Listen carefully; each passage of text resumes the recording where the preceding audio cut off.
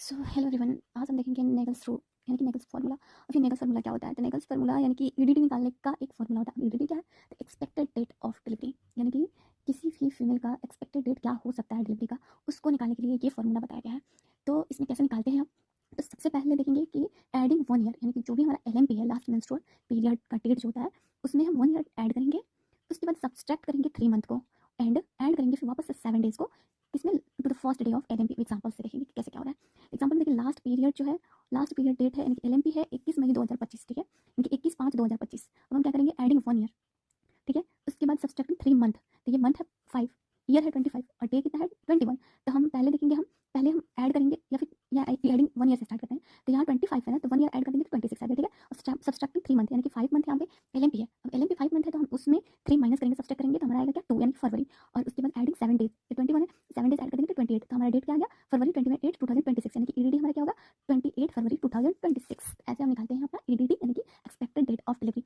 और फिर नेक्स्ट हम देखेंगे कि GPLA, यानी कि ये क्या होता है? तो हम कभी भी हिस्ट्री टेकिंग करते हैं ना, तो ऑब्स्टेट्रिक की हिस्ट्री टेकिंग में ऐसा लिख के आता है कि ये जो मदर है उसका GPLA क्या है और कितना है। GPLA कैसे फाइंड करते हैं? तो पहले हम याद करेंगे GPLA क्या है। तो इसको ट्रिक है घपला, यानी कि या घपला हो गया, कुछ तो घपला हुआ हुआ। तो घपला से हम याद करेंगे G से ग्रेविडा, यानी कि वो फीमेल कितनी बार प्रेग्नेंट हो चुकी है।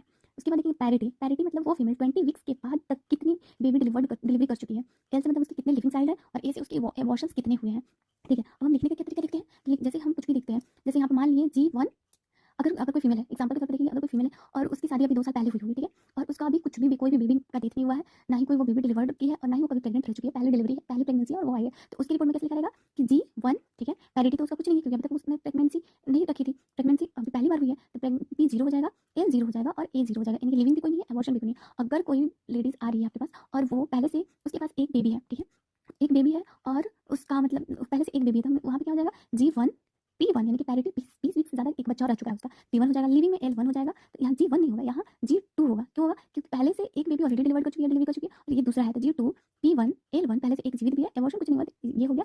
ऐसे हम निकालते हैं इसको। अब उसके बाद हम देखेंगे नेक्स्ट क्या, अगर सपोज किसी का G4 आया, ठीक है, और P हमारा आ गया 2, ठीक है, नहीं हाँ, P2 आ गया, L0 और A1। अब इसको क्या समझेंगे?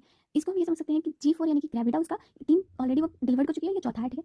P2 यानी कि वो 20 वीक से ज़्यादा का प्रेगनेंसी उसका रह चुका है, और वो बेबी पहले क्या पता कैसे डेथ हुआ होगा, यानी कि हो सकता है कि स्टिल बर्थ हुआ हो सकता है जन्म के बाद कोई पैथोलॉजिकल प्रॉब्लम की वजह से हुआ हो, और लिविंग उसका कुछ भी नहीं है, और A1 यानी कि एक उसका एबॉर्शन भी हो चुका है, यानी कि ये चौथी डिलीवरी है, और ये यहाँ कॉम्प्लिकेशंस के चांसेस ज़्यादा हो सकते हैं। ये ऐसे हम निकालते हैं ये हिस्ट्री टेकिंग का। तब तक के लिए बाय बाय।